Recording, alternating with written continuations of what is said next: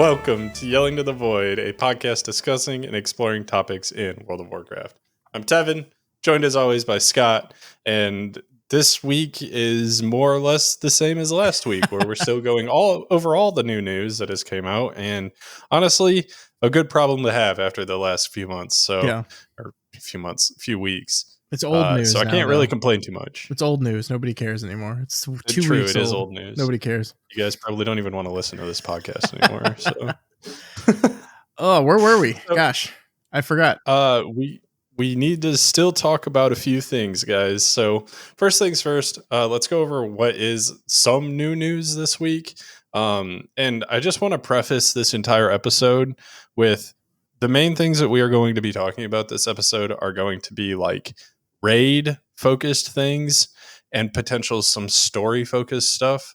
So this entire episode is just going to be slapped with a potential spoiler warning because there's no telling like what's going to be covered here, because we have the new dungeon that came out and that's supposed to be like post rate. So that's like the end of the patch essentially storyline. I still don't understand how that's going to work, but yeah, sure. It's definitely odd.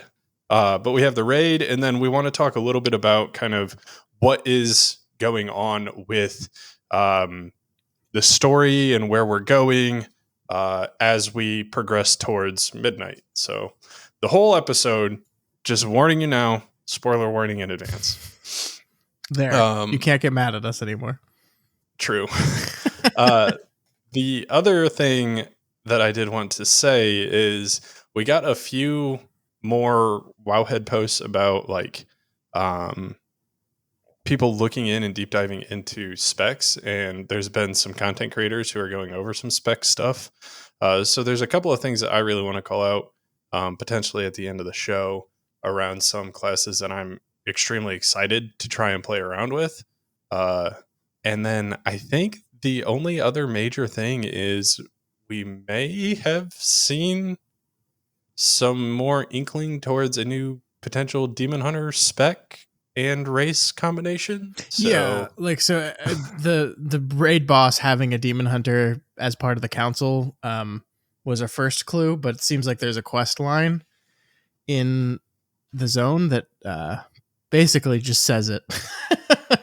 mm-hmm. Just comes right out and says it. I mean, not actually, but also kind of.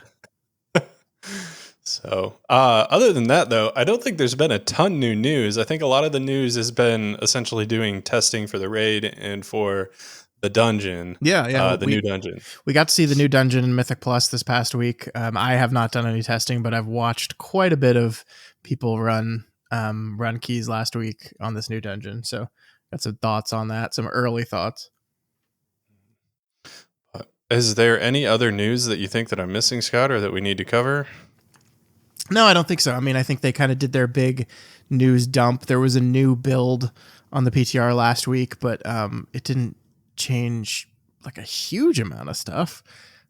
Just kind of more iterative things, and we'll see. Yeah, I mean, people seem excited about the raid. So yeah, no news yet. I think there is some more stuff to come, though, if I had to guess. I want to start off this episode with something that's not on the script and something that I found out today that actually kind of pissed me off. I know exactly. And I think you know where I'm going with this. I do. So fucking Tettles thankfully made a video that showcased this. But if any of you guys have alts that you still need to get the stupid fucking Cersei circlet on, there's a quick way to get a 658 Cersei circlet that I had no idea you could do, because I think I've gotten 6 or 7 of those things now, and I have went out and farmed the upgrade materials for it every single fucking time. But apparently, all you need to do is skip the story, get the ring, put it on in both slots, and then delete it, and then talk to the guy again, and he just gives you a 658 version. Yeah, I think the assumption here is that you have a 658 version on your other character, so it's not like you can do this on your first character. But yeah, this apparently still works. So actually, the video we learned this from was Tettles doing this for his like Shaman 0 to Legend thing, which was filmed, I think, before the turbo boost even happened. So like, there's a chance that they've fixed this since that video. True. but I think it probably still works. I need, uh, I meant to yeah, test it before we recorded yeah, today. yeah. I should have done that too. Oh well.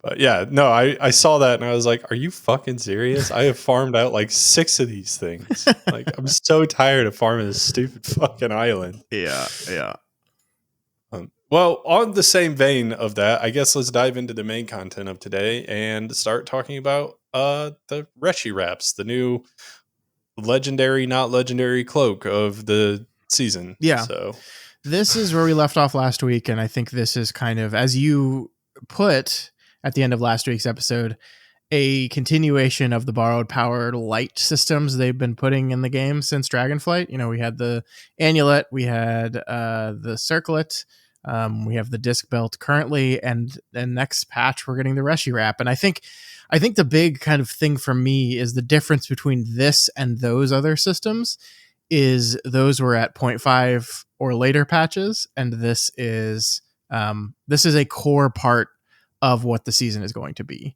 This thing is designed to be key to the lore and story of the zone and the raid and the delves and whatever.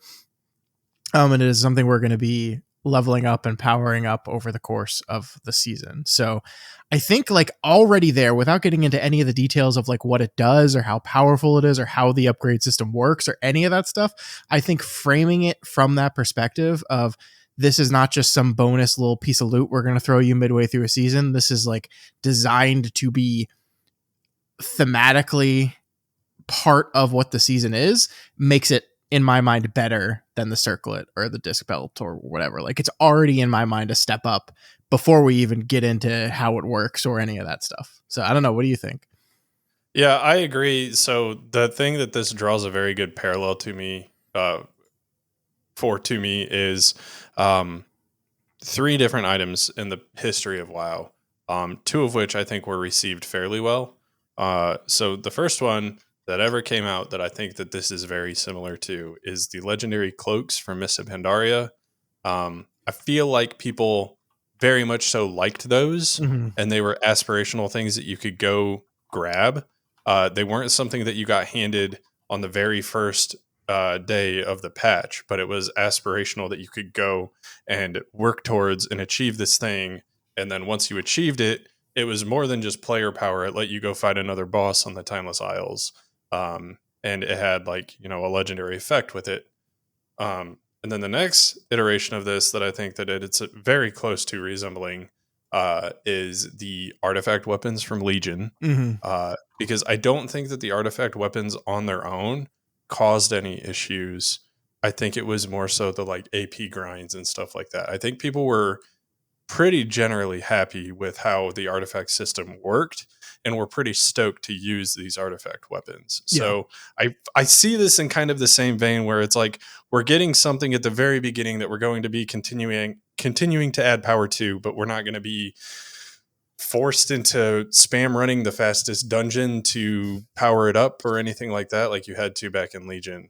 Yeah. Um so yeah. Yeah, my understanding of the upgrade system for this thing is it works very similar to how like the Annulet or the Circlet work. That is, it is first of all, um, it's account bound, it's war bound, so you won't have to do it like you won't have to grind it on all characters.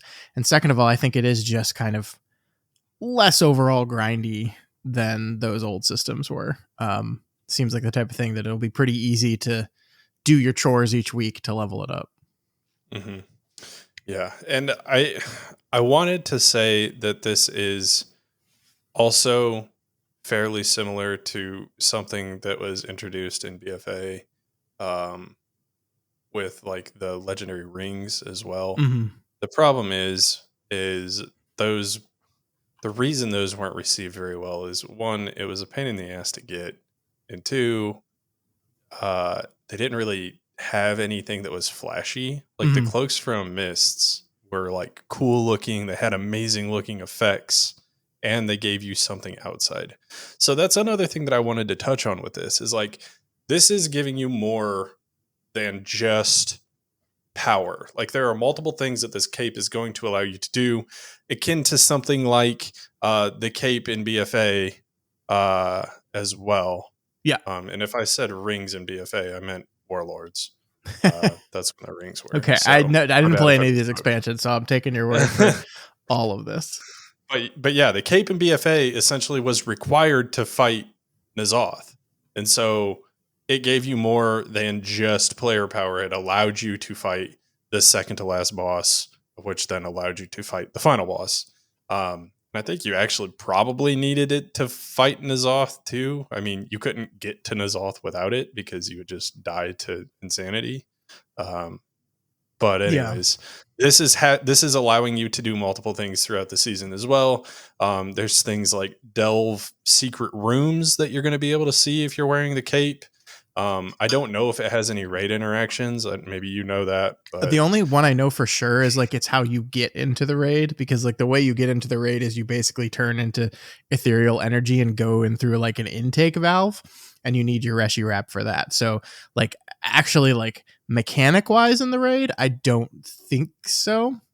But like I said, that's the cool thing about this is it's lore driven as well. Like this is a thing that is going to have fun effects in world quests, in world events, in delves, as you said. They said in Mythic Plus dungeons as well, and I don't know what that means because I don't think there's anything in the new dungeon that previous requires dungeons, it. yeah, But whatever.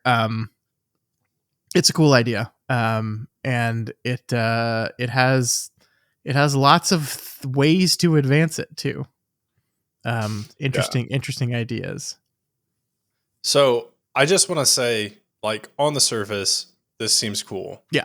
I want to be openly optimistic about it, but I also know the pains of the past when it comes to things like the Inulet and the circlet. I mean, I just complained about the circlet not but 5 minutes ago. So that there are things that I am concerned with, but for what it's worth, this seems like on the surface a better attack of this system than they Yeah. have done in the recent history. Yeah. So let's talk a bit about how these things work. So you have a special ability that like turns you into that ethereal energy. That's I don't think combat related at all. That's just stuff for the different events we were talking about. But it does have a proc effect on it. First of all, it does not have any secondary stats. They're continuing the trend of cantrips do not have secondary stats. Um, but it does have a proc on it based on your roll. So there's a tank that gets a shield. There's a healing one, automatically heals an ally, and any overhealing turns into a absorption shield, which is great. That's good because healing procs suck because it procs on an ally with full health and doesn't do anything. And then I think the last one is called Ethereal Reaping that just does damage. Interestingly enough, the amount of damage done by the proc for damage dealers is increased by 20% when it's 35% health or lower. So it's a pretty good execute range cloak. I think one other interesting thing about this, Tevin, is these effects we just talked about get better through some options. We talked about it last week that there are boots that drop Yep. from the optional Demon Hunter Council fight that increase the powers of your Reshi wrap. I believe it increases the proc rate, so it doesn't increase the actual power, but it says they're triggered 50% more frequently. So if I look at the healer one, it says it's got a roughly 2 procs per minute rate. So presuming you're wearing that cloak, that would be three procs per minute. Mm-hmm. And then there's also a special ring by Dimensius that just improves your cloak. It just says the powers of your Reshi wrap reduce cosmic damage taken by 50% for 20 seconds or until. So it just adds an absorb shield to your wrap, which is Is cool. that an on use? No, it's just an equip. So it's basically just a ring with a cantrip, but it's a ring with a cantrip that says it's because of your special cloak that you're wearing. I guess presumably if you're wearing the ring without the cloak, it won't work. I don't know. Does it have secondaries? The ring has secondaries. Yeah, it's a crit haste ring, heavy haste. Can you imagine fucking a piece of jewelry like, I don't know, a circlet or something like that that is like the whole purpose of jewelry is to have secondary stats on it, and it just doesn't have them. Yeah, that Can you would be imagine a world in which that happens? just ridiculous because rings are where you get like the most of your secondaries. It's just a whole bunch of secondaries, right? That'd be crazy. Um, so the thing about secondaries with this thing actually is there's a socket on the wrap called Yep. I forget what it's called, but you can put these fibers into the wrap that have the 4 secondary stats. There's one for haste, verse, mastery, and crit. These are made by tailors, but we don't know like how much haste it puts in there. How that we don't know how any of that works. It just seems like maybe there's a thing where you can get one secondary stat, so you're not completely statless with this thing. It's kind of a cool way to get a cloak that is guaranteed to be great for everyone because you're going to like your proc no matter what your spec is. You're going to like your primary stat and your stamina. And also here's a little thing you can put in it that's the secondary stat you like the best. So it seems like they did that specifically to make it the best thing for everyone. So, question: do you think there's a world in which they allow us to get the like missive style secondaries on this at any point throughout this season? Like Like they allow tailors to create like two, like a smaller amount of each stat, but 2 secondaries? I don't know. I mean, there's none of that in the data mining right now. So if that will be an add-on to their system currently, but maybe I think they're probably trying to keep it like that. You're already getting a pretty powerful cantrip effect on this thing. So my guess is Yeah, even if it's all of one secondary, it's still not going to be the budget equivalent of how many secondaries you get across 2. I guess sure. it's still probably going to be a little bit lower. Um, but I don't know. There is one final little wrinkle in this whole thing, which is that there is a renown track for this raid, just like there was a renown track for the last raid. And the level 6 renowned item for this raid is the secondary stats of your Reshi wraps are increased while inside a Maniforge Omega. So um, you're gonna get a little bit better. Only So in the rate. yeah, only in the raid, correct. Sucks for Mythic Plus, but whatever. Um, I don't know. I think this is really cool. Actually, I think that the game needs more of stuff like this, and like I think that's like borrowed power we talked about became such a dirty word that they like.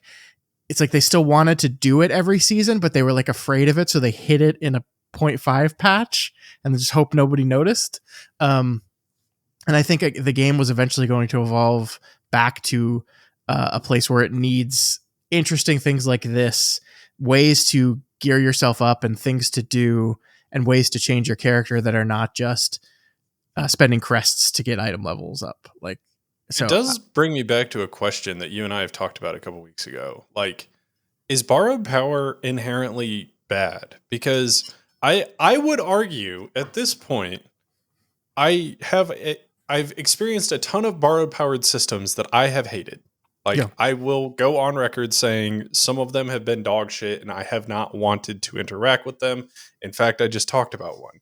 But are they inherently bad? Is it bad to make you feel connected to your gear that is also then connected to the story in which we are playing out through? no, I would argue no. I think that it's honestly a very cool, interesting thing. Like I said, the cloaks and mop were 100% tied to the story. The capes were the Celestials. Like the healers got Yulan, and then the DPS got Zwen. And like, I just don't see the issue with that. And that was received fairly well. yeah, And so I don't think borrowed power in and of itself is wrong. I think that they just need to make sure that they're currently like continuing to look at how they're implementing it and not making it feel like you feel obligated to play 100 hours a week just to make sure you're keeping up with this thing and being competitive. yeah. I mean, tier is borrowed power, gear is borrowed power. Um, so no, there's nothing inherently bad about them. I think what we're going to see actually is with the Legion remix coming in the later half of this year, I think we are going to see a system in which people find artifact weapons really, really cool. And I'm making a pretty big assumption here, but I think a safe one, that the method of acquiring power for your artifact weapon in Legion will be heavily, heavily sped up in remix to the point where I have the feeling that people are going to leave that system feeling pretty positive about it. And I Yeah. think that is kind of going to make way. I think the Reshi Wrap and Legion Remix are going to make way for them doing some sort of big borrowed power centric expansion in the future. Maybe Midnight, maybe not. Maybe they're saving that for the Last Titan. But you and I have talked about this idea of like, where do we go post talents? Where do we go post hero talents? Like, what is the advancement in the game outside of those systems, which don't feel like they scale upwards themselves in any kind of real way? And it's just like borrowed power feels like a logical place to go in maybe the next expansion or two. But I think they've got to design it right, and I think they've been very cautious about this and making sure they get it right. So yeah, the mid season things feels like dipping your toe. The Reshi Wrap feels like you're in the shallow end of the pool now. And I do have a prediction that we'll see us diving into the deep end with this in future expansions, and I look forward to it. With the caveat that you said that they learn from their past mistakes and make it a thing that is fun and exciting and enjoyable to progress, but doesn't feel like an absolute chore and nightmare and things like that. So yeah, we'll see. Yeah, I almost like if we end up getting something that's going to be expansion long, I kind of want to see them do something along the lines of like when a new season comes out, there's not even like a quest for you to get the bump in item level for that, but rather it just happens when you log in. Well, that's not Like going to happen. that, I'm not even saying like the progression of it. I'm saying like if you have a character who unlocked this item, you have progressed all the way to the end, and we're starting season 2, and then the season 2 item level bump for that just happens when you log in, Gotcha. instead of having to go through and like do something to then have like I don't know. Yeah. I would like to see them make it easier for themselves to transition season between season if they are going to give us an expansion long borrow powered system, because the last one we had was legendaries and shadowlands, and I don't know if any of you guys remember, but recrafting your fucking legendaries every time they decided they wanted to release a new season was not only an insane amount of gold, but also just annoying. Like, just absolutely fucking annoying. Yeah. So I don't want it to be that way. I didn't like the Shadowlands system at all, no. But also the legendaries in Dragonflight were kind of awful in a very different kind of way. So far, no legendaries in this expansion. I think the cloak seems like it's going to be the only thing, which I'm fine with. Yeah, I mean, I think we'll see. We'll see. I don't know. Demon Hunter legendary in the new raid confirmed. could be.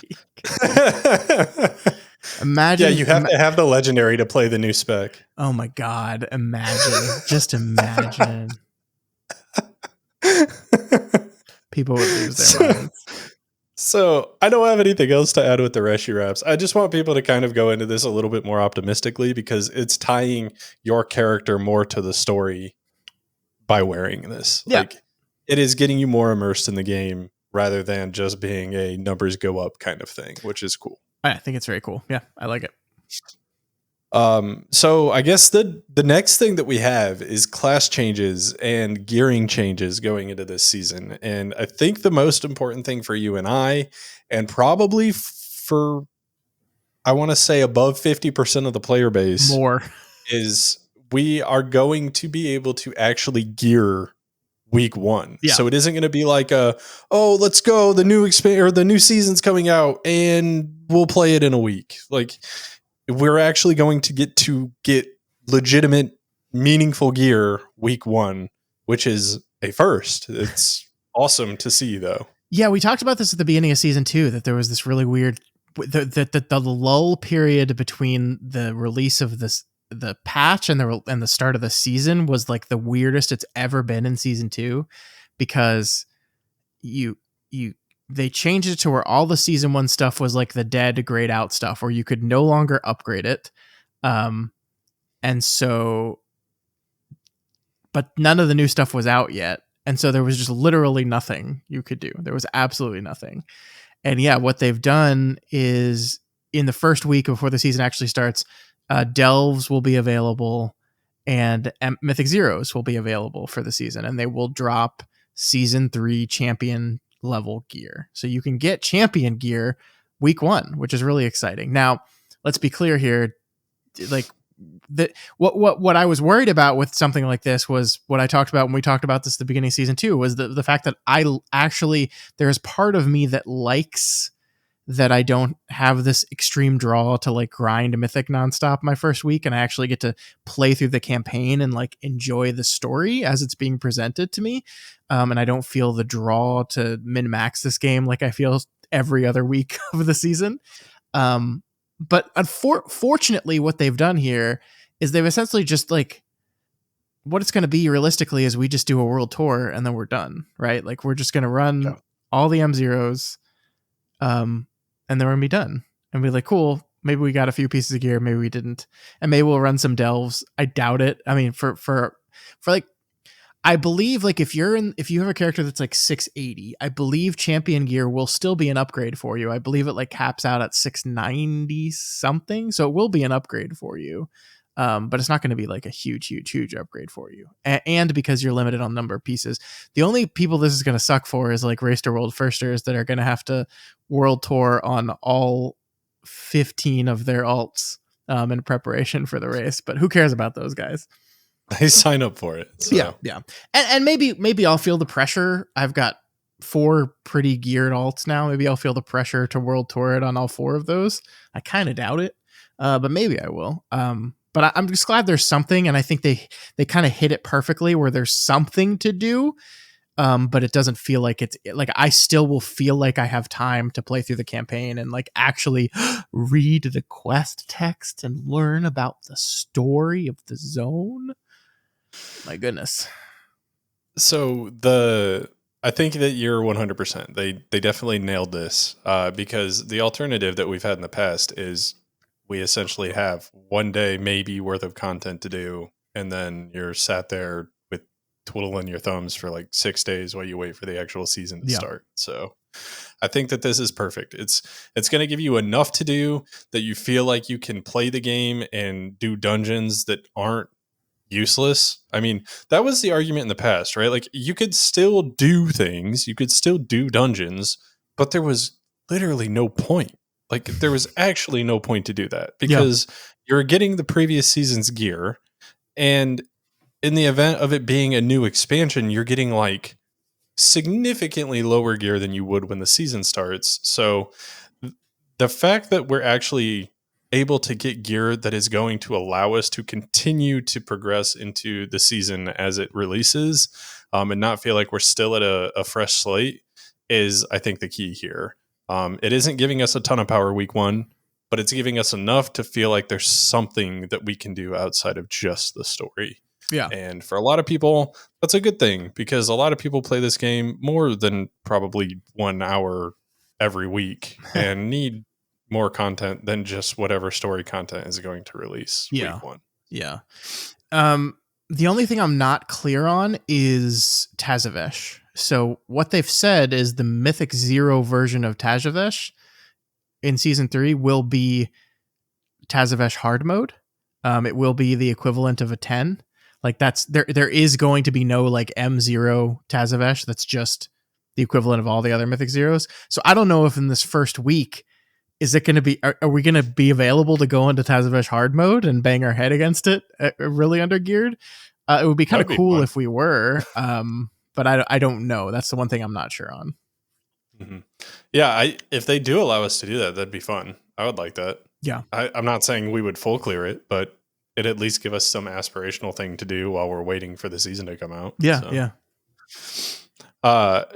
So I think that's huge, though. Like, I want to know what you guys think. But gearing week 1 is something we haven't ever experienced before. So I'm actually pretty psyched about this to see how it works out. It's in the realm of the things that Scott and I have been saying, where it's like they need to just keep trying to iterate and change things. Like they hear the pain points, do literally anything to try and fix it, see what works, and continue to iterate and change things that aren't working. Yeah. So I like to see that they're doing something. They know they have this lull period. and they're giving us something else that we could potentially do. And I'm hopeful that that will make the transition smoother. It's also going to successfully make me enter a Mythic Zero for the first time all expansion. True. I don't even know how many I need to see if there's like a stat for that. I can find out how many Mythic Zeros I've even done this expansion. It's got to be slim to none. We did a few the first week of the War Within, like before the season started, but after the game, yeah, I think we did like a few. But that back then they were only giving veteran gear, and Dells were giving like bountiful Dells were giving champion gear. So it's like, why would we ever do M0s? That's stupid. So they fixed that, but there was no reason to do them in season 2 still anyway. So I didn't do any. Mm-hmm. Well, the other big thing along the lines of like changes going into this season is there's a decent amount of class changes that are happening. So we've got a few that are detailed out here. I'm going to talk about Hunter a little bit, which is not one that we have on this list because Hunter is the main class that I'm looking at playing going into season 3. A little bit of a spoiler on one of the things that we may talk about later in this episode, but yeah. So I think the first thing that we really need to talk about are some of the very interesting choices that they have made around some of the tank specializations. And I guess tank meaning warrior tank, but also DK's inherently got to change too.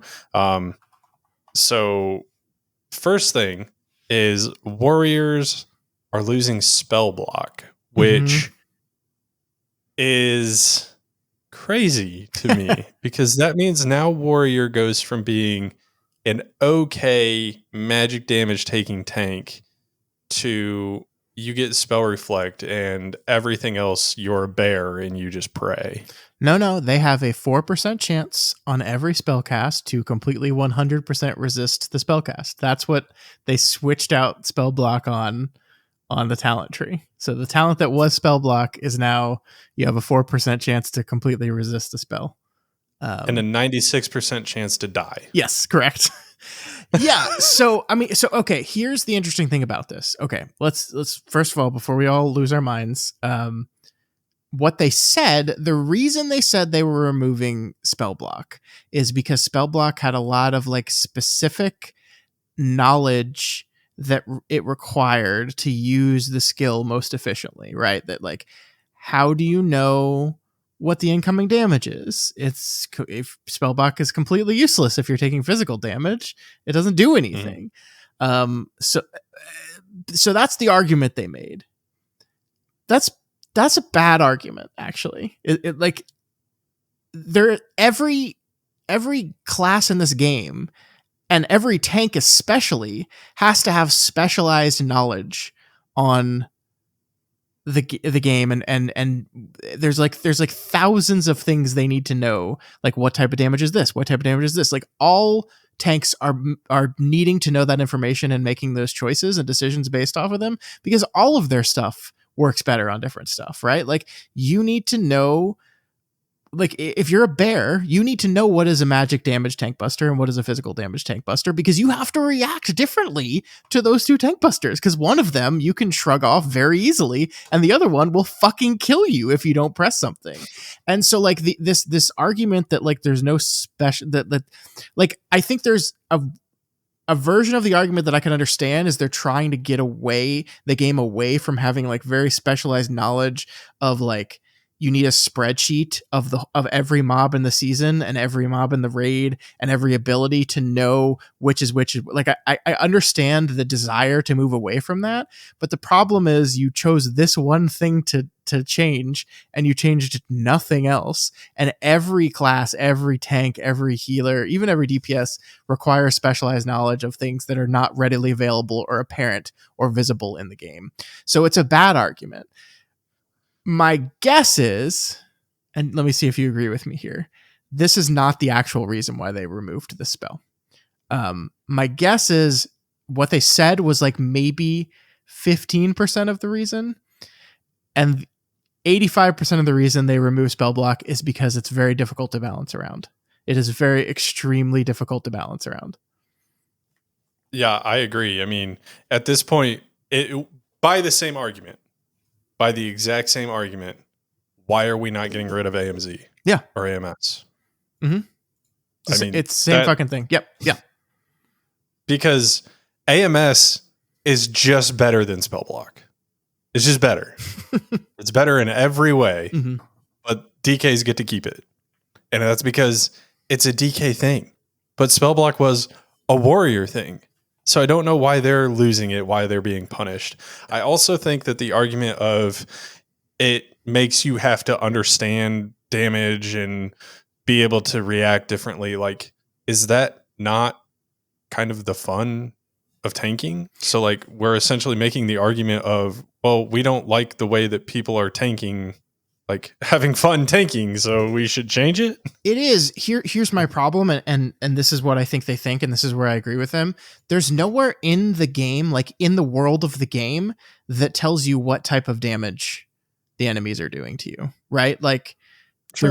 there's I mean, like, it's in the files, like you can data mine it and you can look at IDs and figure it out that way, or you could just have it hit you and then be like, oh, that really hurt, that's probably magic damage, or I mean, you can make some guesses and suppositions based off like the name of the ability and the animation, but like there's no definitive thing in the game that tells you that. And my guess is, as part of this whole add-on thing, they are wanting to push the game more towards a place where everything you need to know to effectively play the game is displayed on the screen while you're playing the game. And so they want to move away from things that require this kind of extra textual knowledge. But again, they chose one random ability to do it on that is kind of key to Warriors' success in heavy magic damage fights. And they replaced it with a talent that frankly sucks, and they kind of lied about the reason for it too. And so that's, I think, why okay, it's not fair to say they lied. I think they overemphasized the smaller reason why they did this, and they underemphasized, and by under I mean they gave zero emphasis to the real reason, which is that it is this thing that exists on Warrior that is a harder lever to tinker with, because it is so powerful. It is really powerful when it's powerful, right? And it's just like when it's good, it's like really fucking good. And that's just a harder lever to finick with. And I think that's the real reason for it. Can you imagine we go back to Dragonflight Season 1 and you're doing Temple of the Jade Serpent and Warrior doesn't have spell block and you have a Warrior tank? Like, I mean, it's like the first boss on Priory too. For both Paladin and Warrior, that boss is a fucking nightmare. I mean, it's not because of spell block in that case, it's because of the bleeds, but it's like, I mean, again, I think it's okay, and I like living in a game where different tanks have different things that they're good at and things that they're bad at. Like, I think that's good for the health of the game overall. But it just seems like this was a poorly communicated solution to a problem that probably most of the people playing the game don't even know exists. Like, most people playing the game don't know, oh, spell block is hard to balance around. Well, their response to that is like, I don't fucking care. Figure it out. You that's your job. You figure it out. I do think a lot of people playing the game probably didn't even press the button. Yeah, I mean, that's true. I like when I played Warrior, it was, speaking of like extra knowledge you need, like it was the one cooldown that I was always like, I don't know. Is this where I should press? I don't know. Like, I didn't play Warrior very much, but like it was the one I pressed the least because the others were very clear to me. I was like, oh, just make damage go down. Can press. Do. So yeah, I mean, man, good. I don't know. I think they just communicated this poorly. We'll see. I don't know. Like, I feel like this is going to be something that's probably iterated on over the course of the next couple weeks throughout the PTR. Although apparently Warrior is like kicking ass in the new dungeon. I don't know if the new dungeon is like just specifically good for Warrior in general, but they're doing a lot of damage, and they seem to be performing very well. So, yeah, I think the Warrior tier sets are looking really nice too, which is probably helping them out a lot. Yeah, sure. So two more things on this before we move on to the next one, which is also an egregious oversight, I think, on what they're doing. But the first thing is like, so are we living in a world in which you think they're moving towards just everything does typeless damage? No, I don't think so. I just think they're moving towards a world where that kind of damage is going to be better telegraphed.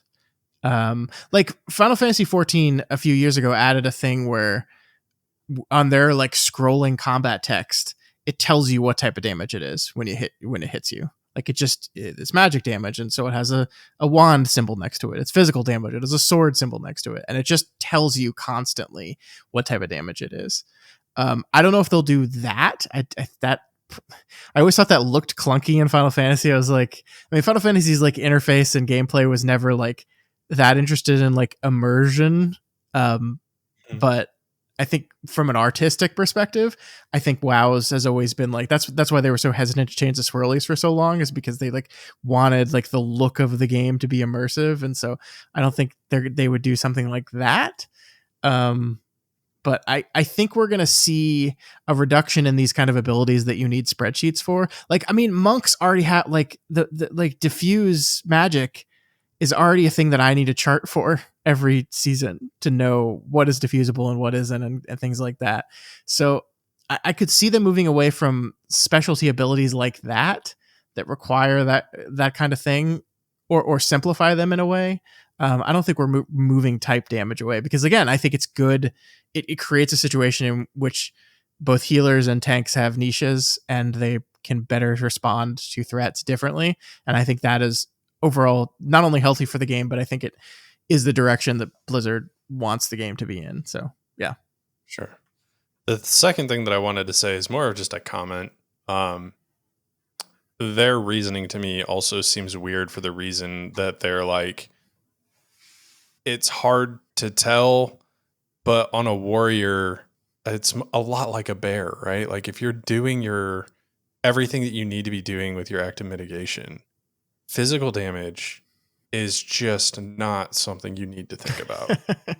So, like, if you're taking heavy damage, two things are happening. It's bypassing your physical mitigation, or it's magic. Yeah, it's a bleed or it's magic. Yeah.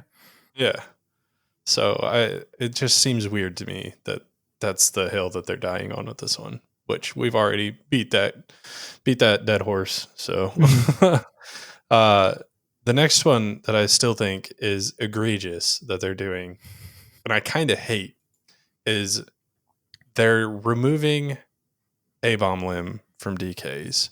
And this one, if I'm being completely honest, I get the point around this one. The reason that they gave for this is that they needed to, in raids, essentially start making mobs not grippable because A-bomb limb was so strong. Mm-hmm. That being said, A-bomb limb was a borrowed power from Shadowlands that you allowed to continue into the later stages of the game. This seems very weird that now we are deciding to backpedal on that. Well, that's my 2 cents. The weirdest part about it is what they have said, and what they reinstated here is that we live in a world now where every class has a raid buff, and that is how they force diversity in class composition in raid. Is they give them all raid buffs, and so you need at least one of every class. And so in a 20-man raid, you've got coverage for every single class, and then you can double dip in some others depending on balancing or whatever. And DK is now the only class in the game that does not have a raid buff. And what they have said is that DK's grips are the utility they bring to the raid, and that is their raid buff. They do not have like an hour raid buff that they can cast, and that's what they brought them. And I understand that argument, because like that's kind of true for evokers. Like evokers technically have a raid buff, but it's like, who cares? Like the reason evokers the reason evokers are brought to the raid is because they're just the mass amounts of utility they bring with Zephyr and being able to pick people up, and like all the like evokers just bring a whole lot of utility to the raid, to the point where they've had a spot in the raid since they've been created. So essentially, like under that paradigm, Blizzard is then saying, well, shit, we're telling everyone that the DK raid buff is grip, but we're making grip mobs grip immune because we have this thing called A-bomb limb that is so powerful and like negates so many of our abilities because you just have the ability to grip everything in super easily. So like we can't balance around that. So we're making things grip immune, therefore taking away their raid ability, the reason to be in raid. So here we go. Here's what we're gonna do. We're gonna get rid of A-bomb limb and we're gonna revert AMZ to what it used to be. Because right now it has a cap, right? So it has a cap on the amount of damage it can prevent. And in a raid situation, like you just blow through that cap, like basically instantly. So it's just not very useful. They're getting rid of the cap and they're increasing the cooldown back to 4 minutes. So essentially it's like a dispriest barrier now. It's really good. Like it's really good. But what they've done is they've killed DPS DKs because blood DK, if just grip is the only thing they bring and AMZ, well, blood DKs bring AMZ as well. But blood DKs bring better grips because they have a shorter cooldown on their grips than tank DKs. And blood DKs have Gorfine's Grasp, which is still going to be in the game, which is like the targeted like AoE grip. So like the DKs are all losing their minds, especially like unholy DKs, because they're like, why would you ever bring me to the raid now? Like there could very well be a situation where you just bring 2 blood DKs because AMZ is so good now. And if grips are going to matter in this raid content, having 2 bloods is better than 2 unholy or whatever. So it just didn't solve the problem. And so there's just a lot of DKs out there that are just like, look, if you're going to do this paradigm of everyone has a raid buff, you have to just give us a raid buff and it'd be done. Just do it and it's done. And I don't know. They just don't want to do that. I don't know. Yeah, or it needs to be better thought out. Like, Warlock doesn't inherently bring a raid buff, but their things that they bring are just better thought out. You know, white protection, gate, health stones, like they are very deliberately only on Warlocks and serve purposes in their niche. And I would agree that grip does the same thing, but the problem with it is when you have a mass grip that just continuously grips things, then that becomes too strong. And I get that. But again, along the same lines of what Scott just said and what I said earlier, we allowed this to continue into the game. Like, I feel like this is them not admitting defeat, but essentially just like coming up for another reason. Like, essentially, they messed up. They messed up allowing this to continue into the game because if it just ended in Shadowlands, nobody would have thought twice about this. It's really funny. This is also, I think, another error in how they communicated, because what they did was in the patch notes for the PTR, they said, new talent, unholy momentum, increases haste by 2%. And then right after that, they have this long developer's note all talking about raid buffs and raid utility and how grips were the raid utility. And this was all just to preface the fact that they were going to get rid of A-bomb limb. But like, on first reading it, what I thought and what the majority of people thought was, oh, they're giving DKs a 2% raid-wide haste buff. And no, what it was just they added a talent that gives, it's just for you. It's just a haste buff for you, the DK. And so like that was like an unintentional oops that just like twisted the knife a little bit, because like you, for a second you thought that's what they were doing, and then it's like no, we're doubling down on the whole your raid buff is grip, and then they kind of just nuked it for 1 or 2 specs. Yeah, I also, going back to the previous thing that we talked about with Warriors, the fact that they're reverting AMZ just makes me even more annoyed at their reasoning that they gave for Warriors and removing spell block. Like that literally is the antithesis of what you are giving the reason for Warriors. I don't care what you have to say. I think it's going to be really interesting because we're talking about this whole thing of like without a raid buff, DKs won't be invited to the raid. And it's very possible that this reverted AMZ is just so fucking good that the Race to World First is running like 3 or Four 4 DK. DKs. Yeah.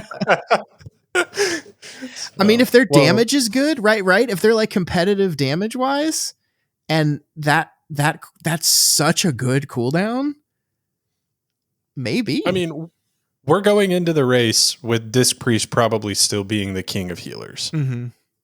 But in a world in which Disc Priest is not still king, having 4 DKs allows you to free up a healer slot to take a better potential healer. Yeah, you're right. So that could be an interesting trade-off too, moving forward.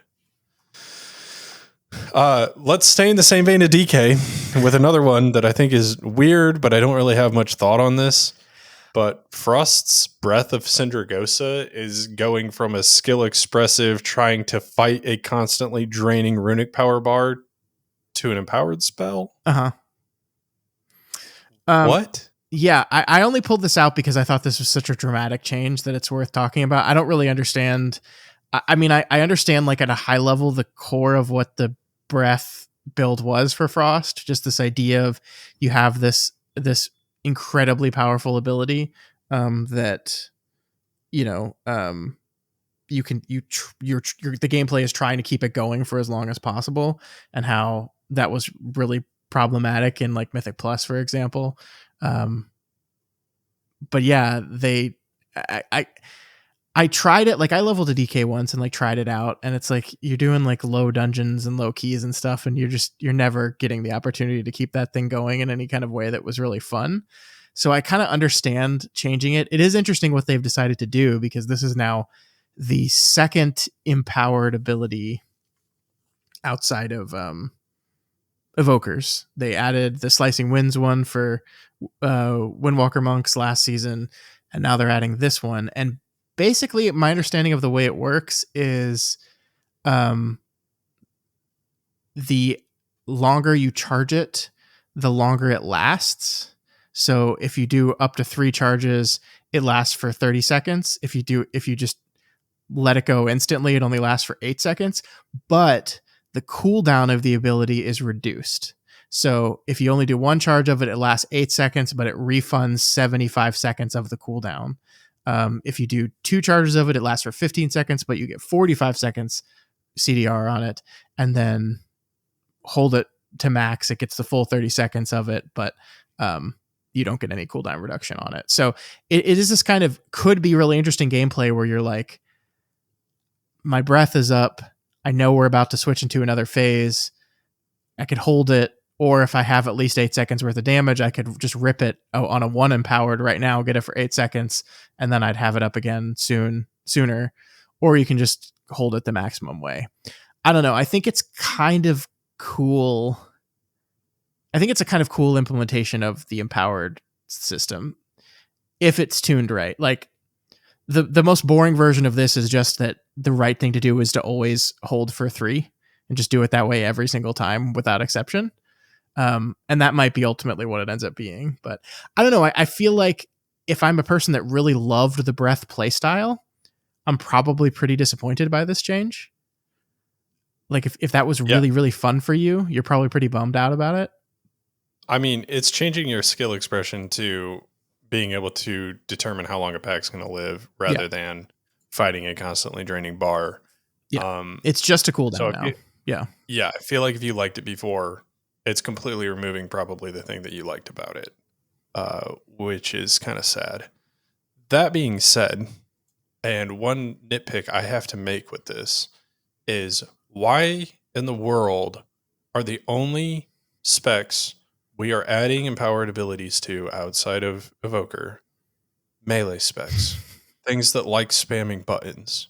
Why are we not focusing on adding empowered abilities to casters who sit there and wait for cast times like an empowered ability would be? This is really annoying to me because as somebody who loved Windwalker Monk and is not playing it just because slicing wins, I don't like this. Like, But I know also, slicing wins is good. I know it's fun. I played with it a ton in Plunderstorm. Like, I get that. But when I'm playing a melee DPS in WoW, I don't want to have to channel an ability. Like, yeah, it's but the reason why I don't like playing other things that make you channel when you are in melee. But all the other things, you can fucking move while you're doing it. Like, can you move while you're channeling your breath? Is that going to be annoying? Like, I don't get why we're only doing this for melees. I actually really like the implementation of slicing winds because I think it's like if you're in melee with the mob, there's no reason to hold it. You just rip it. You just hit it once and then go. Because all the holding of it does is That's increases your distance. So that's like it could be a really useful like gap closer if you're at a distance, or you can just rip it right away. So I think that's a relatively good. I mean, I think it's a general good point that it is interesting that they've only added 2 of these abilities and they've both been on melee classes. I don't know why that is. Maybe they're. I think what is smart is they didn't like introduce this concept of empowered abilities and then just like shove them down everyone's throats. I think they've been very selective and careful about what they've done and when and to which classes and to which abilities. So I think they'll probably continue to tinker with these and add them as they see a chance for them. Um, but yeah, that's a good question. Of I don't know if you can move. If you can move while you're channeling this, then my argument is nowhere near as severe. Oh, Like, I'm perfectly fine with that. okay. Follow up: If you castable can't while moving move, okay, good. with a 30% reduced movement speed. So you're a little slower while channeling, but you can move. So it's going to be like casting slicing winds while you're moving. Yeah, essentially. You're going to like walk. Yeah, it's not That might nothing. be annoying. It's not nothing. You know how many times I've been using uppies on my Disc Priest and I can slowly move out of damage? It's slower, but I can still move out of that swirly that's under me. Well, I want to see how this is implemented because on the surface, I am just ever so slightly annoyed about this being a empowered ability because while I didn't play Breath, I did enjoy the playstyle when it first came out in Legion. And I haven't really played it, or I guess WAD? WAD, I think maybe is when Breath came out. Mm-hmm. I don't know. It came out a long time ago, and I've played it 2 iterations of it. I haven't played it in recent history, so I don't really know what I have to say about this. If it works out like you said, where it's like you can actually time it up with packs, and maybe this gives Frost DK like every pull you get a cooldown, that's a good thing for Mythic Plus. Yeah. So I can't really complain about that. It would be really cool if you are kind of having to constantly like dynamically deciding, is this a 3 stack breath? Is this a fire and release? Like that would be cool. I have a feeling it's not going to work out that way. I have a feeling it's 99% of the time you're just going to be holding it for max duration. With like 1 or 2 exceptions where if it comes up and the pack's half dead or something like that. But even that's like min-maxing to the point where the majority of players aren't going to be thinking about that. But maybe that's where fun can be had, and the min-maxing for the top end. So I don't know. Somebody smarter than me is going to go through and do the breakdown of this and see if you're losing damage for short casting it. And if you are, the likelihood that you're going to do it is low unless the only exception being the pack dies at that point, and in which you don't need more damage. So it's going to be more beneficial for you to do that. Yeah.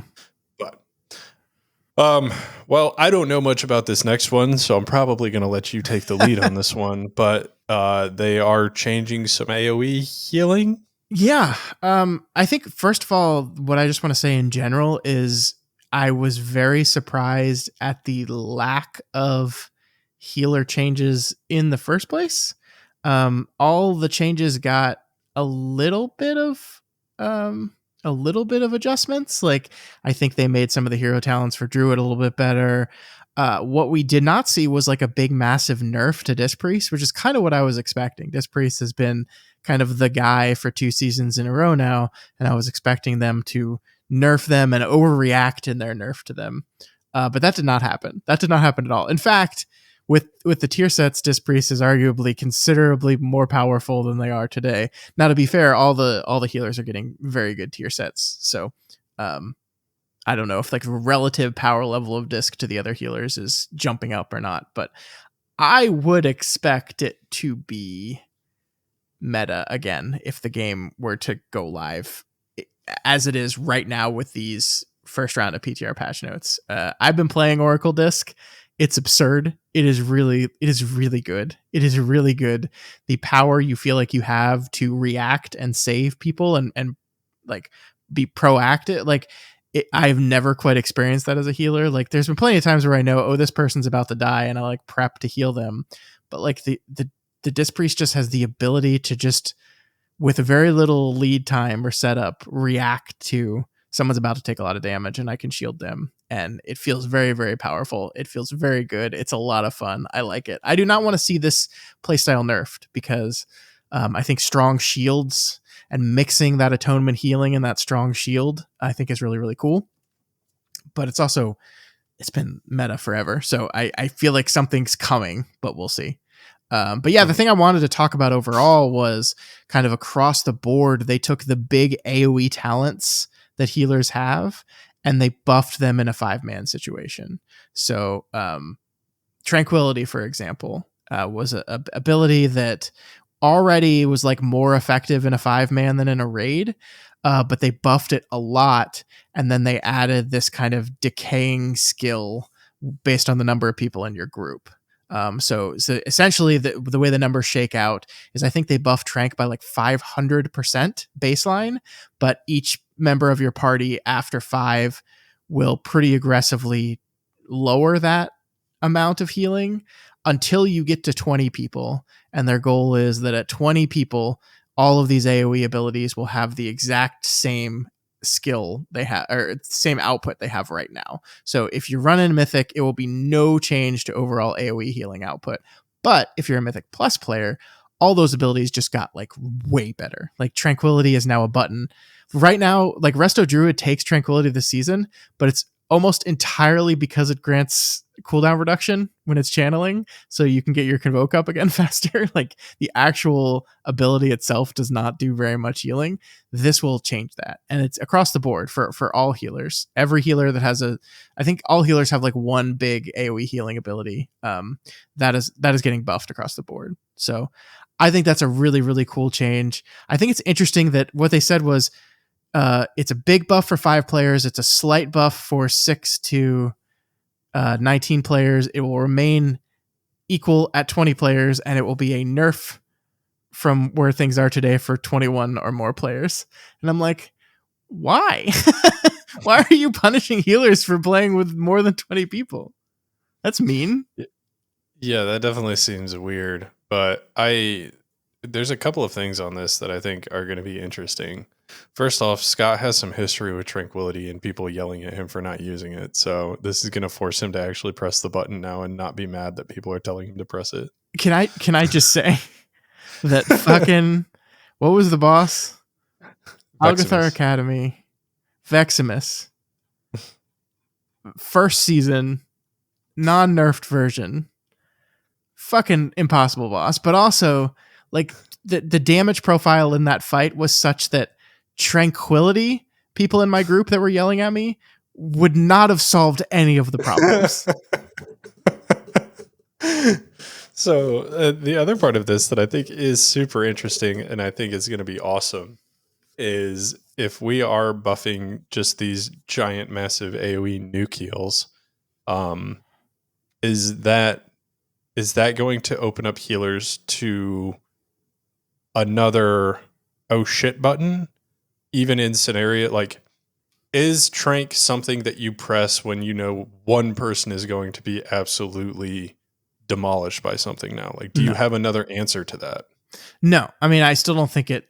I still even at the 500%, I still don't think it's going to be good for spot healing. It's going to be good for just either the bleed, the rot fights that they've been designing a lot lately, or just like big AoE damage moments that like every fight seems like it has one part of the fight that has big AoE damage, and Trank will excel in that stuff now. It will be very, very good for that kind of course, Druid's kind of very good for that kind of healing in general anyway. But Trank will be real, and all of them I think will be better for that kind of healing. I still think there are some healers that respond to immediate spot healing better than others. We just talked about Oracle Disc Priest, which is very, very good at it. I think Druid is okay. Druid's okay at it. Good deal. Well, the not nerfing of Disc Priest, I think, is interesting going into the next season. My biggest surprise in these patch notes. Yeah. I think that there's going to be some changes coming their way. And if they're not, then they're going to end up being meta again, which, if I'm being honest with you, Priest has always kind of like fluctuated in and out of being meta. But I think that the way that they are currently, they are very strong. But if we go into season 3 and healer damage starts mattering, you're not going to be able to run a Disc Priest. Well, So that might be a way for them to change it too. so you won't be able to run Oracle Disc. The tier set for Void Weaver and the buffs to Void Weaver, I think that's what it's called. Void Weaver, is that right? Whatever, doesn't matter. I don't know. The tier set for that and the buffs to that is going to make it a very, very strong damage output, like possibly the highest DPS healer. So that's the really interesting thing about Disc as a spec right now is, yeah, you have the one hero talent that is like all damage focused, that you do actually a really good amount of damage right now, and it's only going to get better. But the problem is it does really well with like big AoE healing moments. Everyone's taking damage, it responds really, really well to it. It's not really good at like spot healing or anything like that. It's not really good at like, oh shit, in the middle of this big AoE burst. I think Jack described it in a thing I read today as like, you've got 5 nails and you're hammering them in with like a big fucking sledgehammer. But if like one of your nails is a little crooked, it's like really bad at dealing with that, is the Void spec. And so the Oracle trades all that damage for the ability to do really, really good spot healing, but also like really decent AoE healing as well. But yeah, like damage wise, it's the worst. It's like I'm doing everything right on my Disc Priest, and like my damage is pitiful. So yeah, I don't know. We'll see. Like if DPS for healers matters in this next season, and depending on the damage profile of the zones, you could see the meta has shifted from Disc Priest to the other Disc Priest.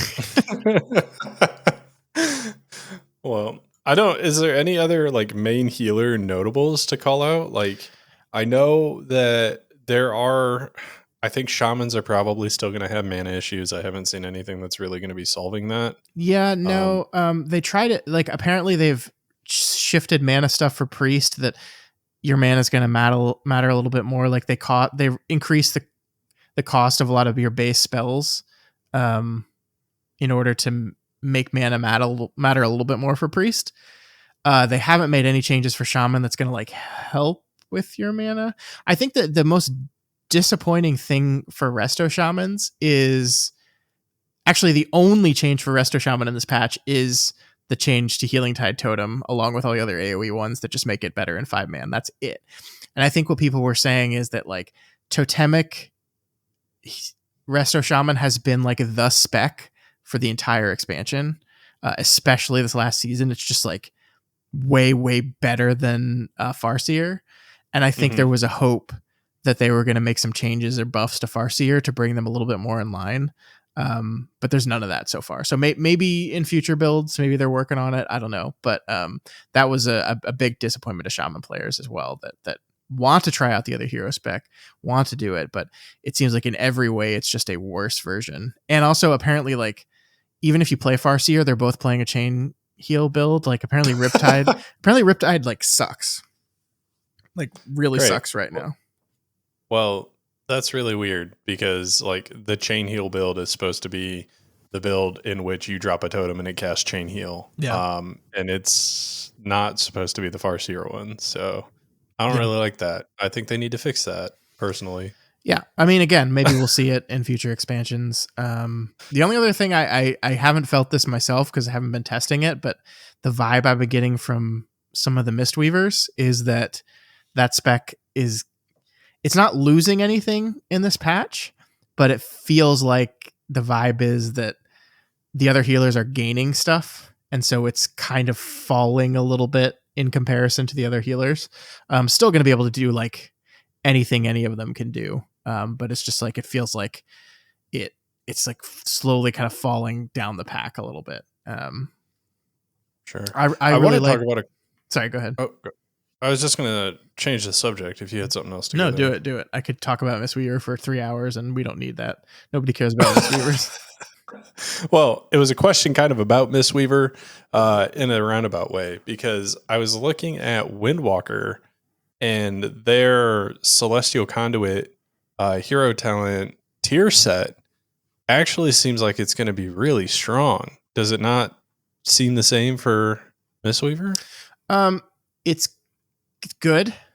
Um, it's better than the Master of Harmony tier set, but it's not going to make it so you take Celestial in Mythic Plus. Gotcha. The ramping from the Master of Harmony tier set is just too good for high keys. Like it's just too much healing. So Sure. Well, for those who don't know, with the Windwalker tier set, and I don't know exactly what it does for Mistweaver, I need to go through and actually read the Mistweaver side, but the Celestial Conduit looks like it's going to be very powerful. Essentially, whenever you press Conduit, you're going to get Yulan coming and buffing you, and that's just like a huge like cooldown reduction on all of your main abilities, and it just makes the spec feel way more fluid to play. In a spec that already felt like butter, this is just like icing on top. Like, it is amazing from what I've heard people testing it. And it's getting to the point where like people are finding out ways to like almost have 100% uptime on Yulan because there's other ways to proc it. So they are pretty happy yeah, with how this is. yeah. So I didn't know if it was the same with Mistweaver. On Mistweaver, how it works is your Yulan is triggered every time you use Shaylin's gift. And yeah, Yulan just grants cooldown reduction. And I believe the change or the tier set is whenever you use Thunder Focus Tea, it triggers Yulan as well. So it's just like increased to, and I think it grants you haste while Yulan is active as well, which is a pretty good stat for Mistweaver. But I've actually heard that they're going to have so much haste in raid because of the tier set that they might not like. That's going to, right now the priority is haste crit with haste above crit, and it's going to flip. It's going to be crit haste because they get so much base haste if they're running that tier set. So I mean, like, I think it's going to be good in raid. I think you will be using the Celestial hero talent in raid. But it also seems like we're shifting back to the raid setup that I don't really like. Like, I love fist weaving, and the cool thing about season 2 was the raid build was a Chi-Ji focused fist weaving build because you just did so much healing during Chi-Ji through ancient teachings and all that. It seems like it's going to be the Yulan Celestial build that I just don't find as much fun. It's a lot more casting. Sure. But it's going to be good. It's going to be really good in raid, I think. It's just Mythic Plus that it seems like. I don't know. We'll see. Well, I'm hopeful that we see a little bit more tuning, and we're going to. Like, this is the second week of the PTR. First week of the PTR? First week of the PTR. So second. Oh, is it? Yeah. By the time this is released, yeah. Oh, true. So we will see more numbers tuning. Like, that's going to happen. The main thing is right now is people need to be playing and seeing if things are fun to play. Mm-hmm. If they're fun to play, numbers can be fixed. So hopefully that's kind of the core that we're getting at. And I think for the most part, from what I've seen, that is what we're looking at. So it does draw my attention to some changes that have happened with Hunter, though, because I am looking to play Hunter going into season 3, and all 3 specs of Hunter have gotten very nice quality of life changes, and I think it's going to make hunters very happy going into season 3. So first and foremost, talking about playing marksmanship right now, the go-to hero talent spec when you just kind of look it up on Wowhead or whatever for Mythic Plus is Sentinel. And with Sentinel, there's a couple of weird, quirky things where you don't really want to like cast Explosive Shot unless you have a lock and load proc and stuff like that. They're making a change that pressing Explosive Shot just gives you lock and load now. And if you press Volley, which fires 2 explosive shots, you just get lock and load. So it's just super quality of life things like that are helping. And then on the other side of things, the hero talent, the Dark Hunter hero talent, um, they're making a bunch of changes there too. Like pressing Black Arrow is just going to give you trick shots, which previously you needed to get trick shots by pressing multi shot and then press Black Arrow to have it cleave with the hero talent. And so that's super nice. Like they're making a ton of quality of life changes for marksmanship. Beast Mastery is getting a bunch of changes. We don't have enough time to go over all of that they're getting, but they are getting a bunch of changes that are going to make Beast Mastery hunters very happy. And then I think the biggest winner out of this is Survival Hunter. Survival Hunter, as it currently stands in the PTR, is back in a realm in which they are just doing absolutely absurd amounts of damage. And this is in part due to the tier set. It's also in part just due to the fact that I think that we're starting to get enough stats in which survival is becoming very good again. Because survival likes high haste and stuff like that to be able to throw more wildfire bombs. But the tier set reads, Scott, and I have it pulled up because I wanted to make sure that we were all on the same page here.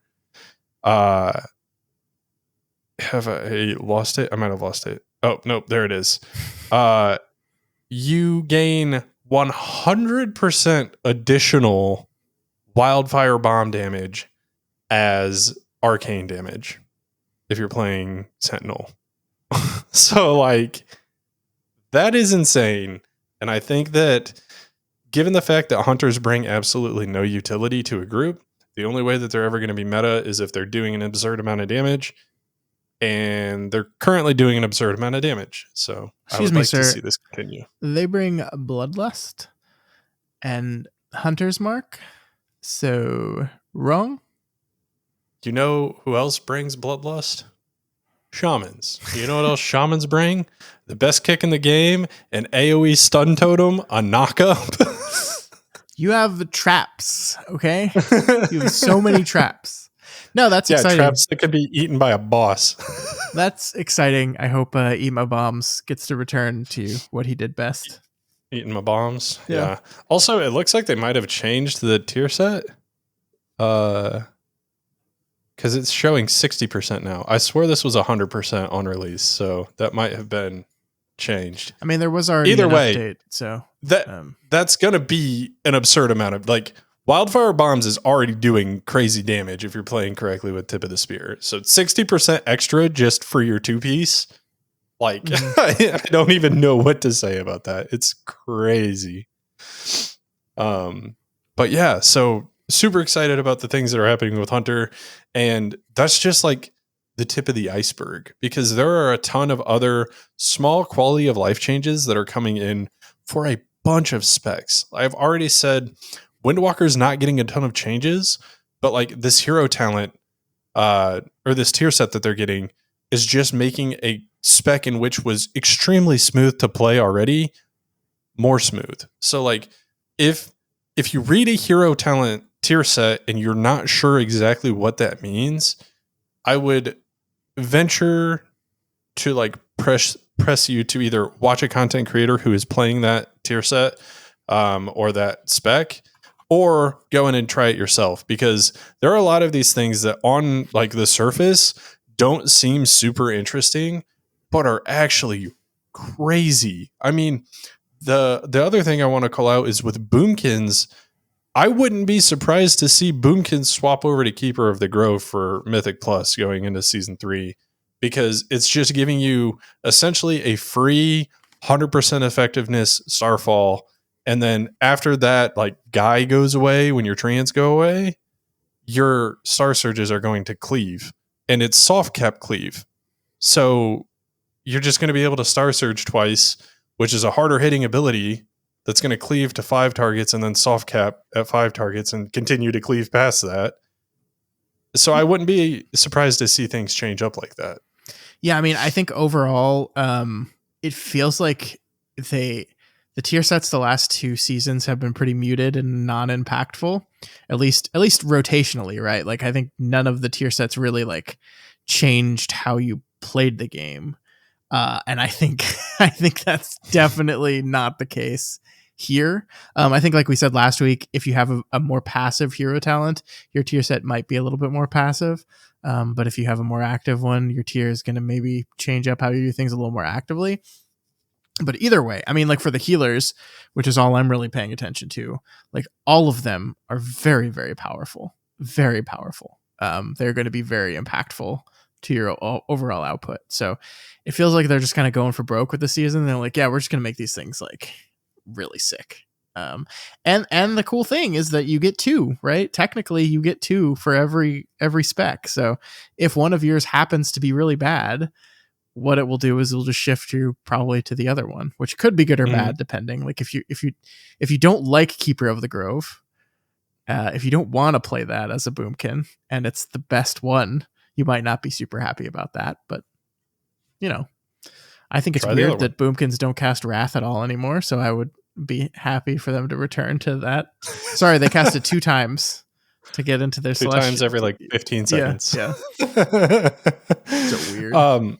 I question about the druid tier sets. How is Wildstalker looking? Because that is a hero talent that I don't think anybody has, like, legitimately played since it's released. I mean, you play it in Mythic Plus for Resto, and it's just gonna get better. Like it's just basically it's just a hot and a dot that randomly will land on your allies and your enemies, and it's gonna happen more often, and they're gonna be stronger, and so that's it. For some reason, I thought you were playing Keeper in Mythic Plus Mm-mm, because trees. mm-mm.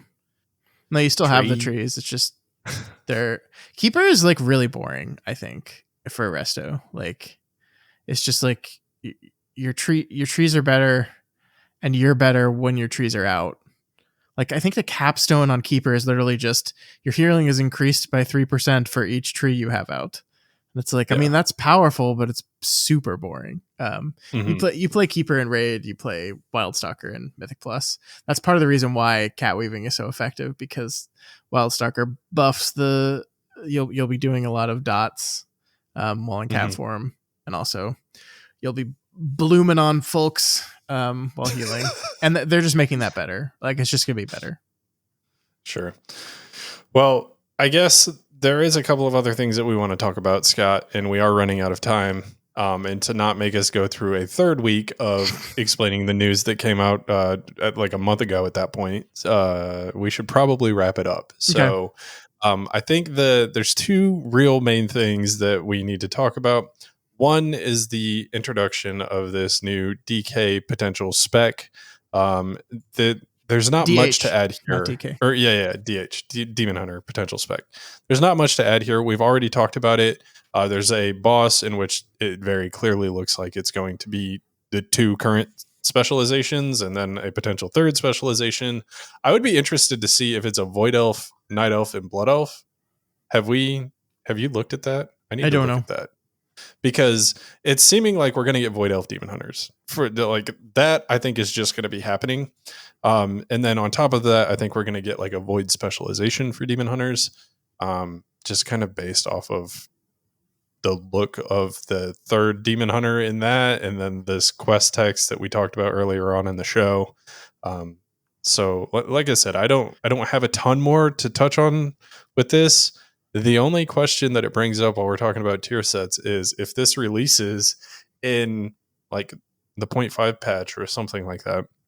I'm not sure if it'll be coming that soon, but if it does, it's going to be a lot like AUG was when it released. Like, is it just going to get like a band aid tier set for the tier? I don't know, because they're gonna have to add a new hero spec. Like they're gonna have to add a new Yeah. hero tree. Um, Yeah, yeah. So are all the demon hunters going to get new? well, I mean, this is we kind of talked about this a little bit last week, but this was the question I had, was that like right now there are 2 hero talents for Demon Hunter, and they get both of them. But if you're going to do Demon Hunter with 3 specs like you do every other class with 3 specs, you're essentially going to have to take either Eldrachi Reaver or Felguard away from one of the 2 Demon Hunter specs and give them a new one. Which isn't like an insurmountable problem. You could just do that. It would Mhm. surprise me very much if they did that like mid-season and not Like I think that is a thing that makes perfect sense to do at the beginning of an expansion. It is not a Agreed. thing that makes sense to do in the middle of a season. So yeah, I mean, I think last week we were a little bit like, I don't know if this means new spec. I don't know. I think I went out and said, yeah, I think it's going to be, but I was just guessing.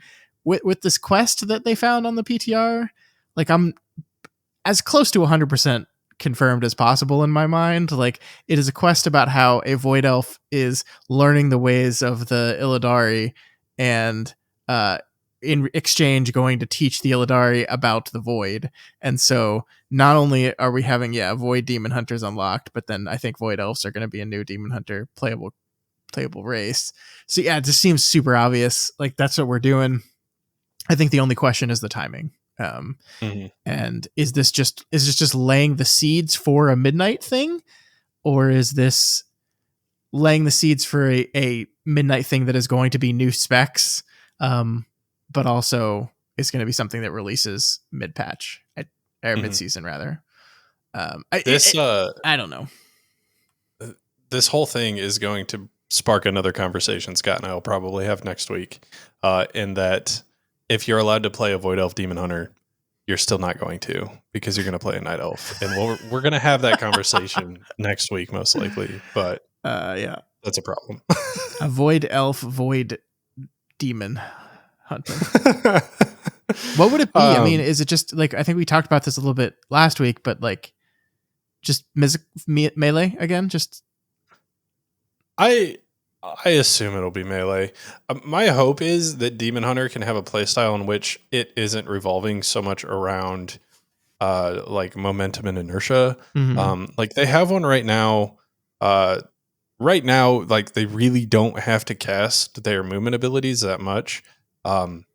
They do still have to press them, but they don't have to press them nearly what they have in the past. And I would like to see a spec in which they can do more of a stationary gameplay style, which allows them to have Havoc be the like flashy, dashy, jump around, do things kind of specialization. Because it kind of would give multiple avenues of gameplay for demon hunters. Now, the other side of that is I would be perfectly fine if it was also leaning into that same core, and just the class as a whole is the like dashy class. Like I would be fine with either of those. I don't necessarily know that a ranged demon hunter makes sense to me. I mean, I get the people are all like, well, you can throw glaives and you can do this, and like it just doesn't really make sense in my mind. I mean, when we watch Illidan fight, nothing about that has ever been arranged. And I think if like the Illidari are teaching a void elf and then they're using void magic along with that, it's going to be more so just like empowering the things that the Illidari taught them rather than doing a whole new, like completely different new avenue of gameplay. But I don't know. I've been surprised in the past. I didn't think that they would ever make an actual melee hunter spec, and they did. So yeah, I don't know. I find it hard to believe it would be a range spec either. It just seems like that just would not mesh well at all with everything else the spec is doing. But like I've heard like people say like the wardens like being a more range spec could interact with it, and I don't know. Yeah. I think if they make it a range spec, it's going to be a balancing nightmare, because they'll be the only range spec in the game that have an absolutely absurd amount of mobility. Like evokers have that, but they also have a shorter range. Yeah. Mages can blink, but like it's not dashing and backflipping and dashing and double jumping, and like there is no other class in the game that has the mobility that Demon Hunter has, really. So I think that they'd be opening up a new can of worms there. And what are they going to do? Make them have like a 10-yard 10-yard range as a penalty for that? Let's do a 10-yard ranged class. Oh my god, that'd be amazing. It's basically just old Red Paladin. Yeah, Ret Paladins and Rogues make a comeback in the new Demon Hunter spec. Yeah. Ret Paladin's still pretty much ranged at this point, though. They're the only ones who survived the purging. It's just their melees that don't hit from ridiculous 500 yards away.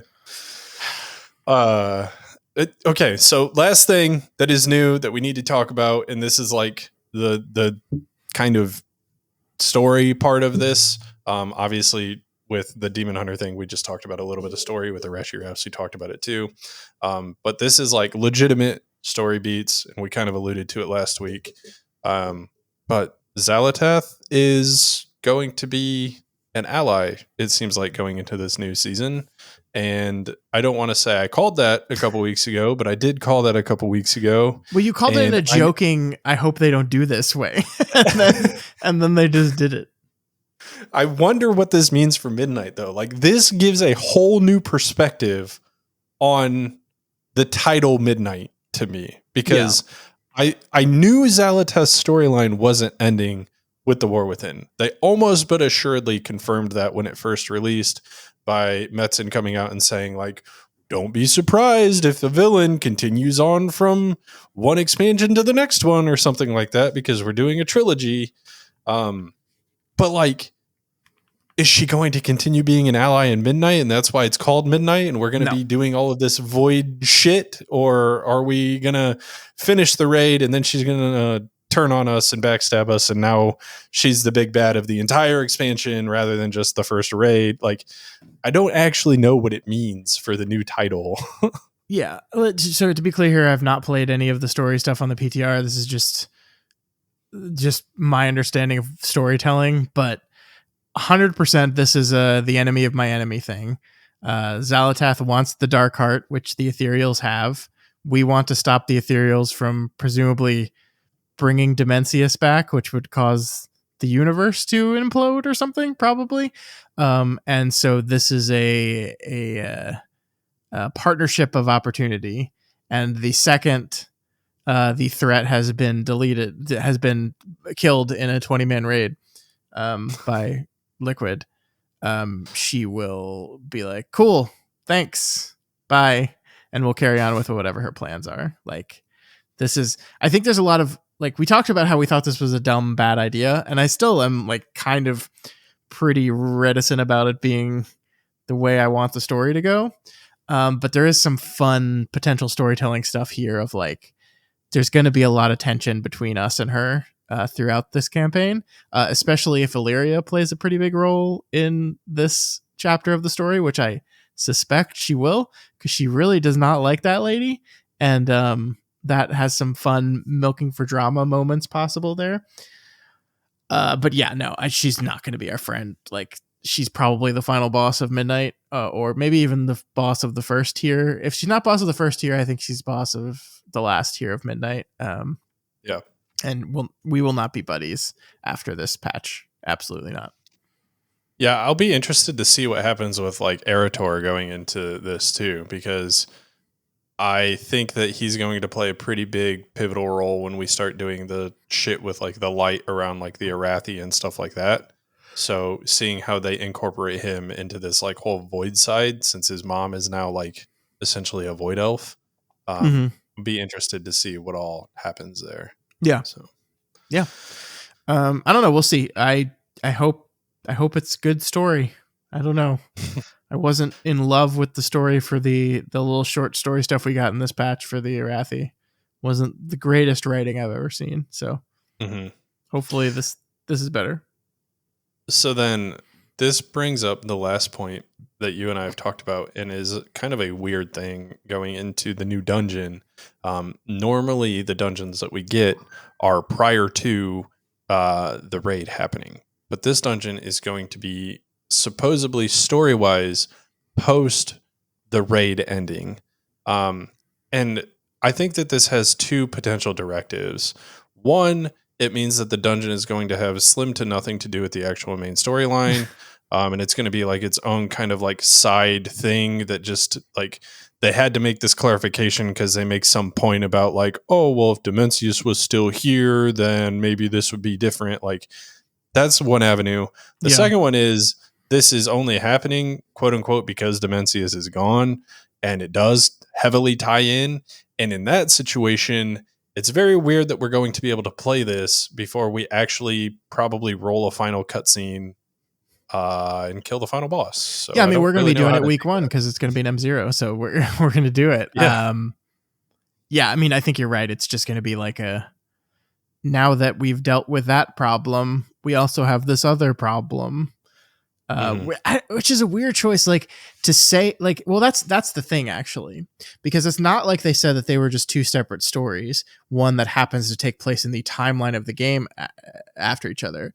What they said was the way the story is written, it goes campaign, raid, dungeon, as if it is one plot line moving through the three things. Like you do the campaign, the campaign is all about trying to stop Demencius. Eventually, it gets to a point where maybe it's like getting your Reshi rat powerful enough to be able to actually enter the raid. That's when the campaign stops, and then you do the raid and kill him, and then.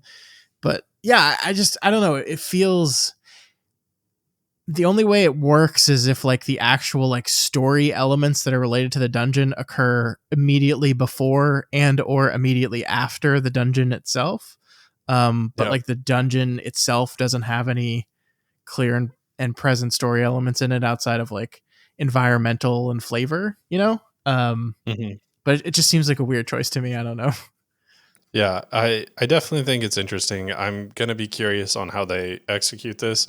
We've never experienced it, so I don't know how to feel, if I should feel negative or positive about this. So again, if you are playing this game and you don't give a singular fuck about the story, this doesn't matter to you. So it doesn't matter because the dungeon looks like it's gonna be sick. So ignore it, play the dungeon, have fun with the dungeon, and don't even worry about it. Yes, sir. But if you care about the story, I don't know how it's going to tie in. I mean, that's the end all of this. Is they've never done it before, and I don't know how it's going to work at Yeah. all. I mean, I think it's It- just a testament to the fact that like there's not a lot of actual storytelling that goes on in these five mans, which is not a huge deal. Um, mhm, there's always a little bit of story flavor in each of them, but it's not like huge stuff, huge pivotal stuff. mhm. Yeah, like I do not like it when it gets colder and darker as we go down. Yeah, there's a story. What did they summon down there? I don't know. A big bad thing. Who? Big I don't old know. shard Those guy. bad guys. What were they doing there? I don't know. Uh, I don't I don't have anything else though, Scott, and I think that finally gets us through all of the new news. Yeah, yeah. Thankfully, new, old, new news. Yeah, I'm sure we'll have some more stuff that comes out next week because next week the War Within dungeons are now available for testing for Mythic Plus. So we'll be able to check the changes out to the Season 1 dungeons and then these two Season 2 dungeons as well. See what changes they made to Priory and see how those work. Yeah, I'll be interested to see if they even really mess with those dungeons at all because they're carrying the season 2 philosophy forward. So I wouldn't be surprised to see the season 2 dungeons get nothing Yeah. essentially. The Maybe only thing numbers passes. I think about Priory is I think they're wanting to force you to mix up your route a little bit more because no one ever pulls the right mini boss in that place because it's awful. So I think they've changed some of that up a little bit that maybe makes you consider going right instead of going left in that dungeon. But Yeah, we'll see. which also I'm means the first boss is different. yeah, yeah. I mean that's kind of the reason why you didn't go right because the mob it leaves for the boss just was a much bigger pain in the ass in that fight than uh, the other one. So I don't know. We'll see. I'm excited to see what that looks like. Right. Uh, anything else? Anything else news wise we're forgetting? No, I think that's it. We can put a bow on this one and Yeah, we'll continue keep on forward with keeping new on. news next week. It's by the time this was released, like we're looking to be, if my prediction for when this patch is coming out, we're like 5 weeks away, which is kind of crazy. Mhm. It is. It is very crazy. It's coming fast. Yeah, I got a mean, lot of testing to do. They got a lot of testing to do. and numbers changes are going to happen. I want to say that again. I think a lot of people get in their mind like, oh, this is the state of things on PTR, and they're already making decisions. And if you're somebody who cares about what's going to be best, numbers changes are coming. So just hold off. If Yeah, you're somebody who cares about what you're playing is fun, you can make that decision now because you can go in the PTR and we can pray that they're not going to mess with gameplay because ultimately what we should be doing is improving gameplay and then balancing numbers around that. And they've done a pretty good job of that the past couple seasons. So if you want to go see how things are feeling to play, jump on the PTR, watch a streamer or content creator who is playing those things, you should get a good idea on how things are going to feel going into the next season. But numbers wise, always be prepared for things to change while they're in this PTR Yeah, state. the dumbest thing you can do is get mad about nerfs to tier sets on the PTR because they're just tuning them. They're not tuned. If you look at the numbers and say, wow, that seems really strong, it's because it probably is too strong and they might be scaling it down a little bit. Don't get mad about that. It's gonna Like be fine. 100% to 60% kind of scaling. Yeah, exactly.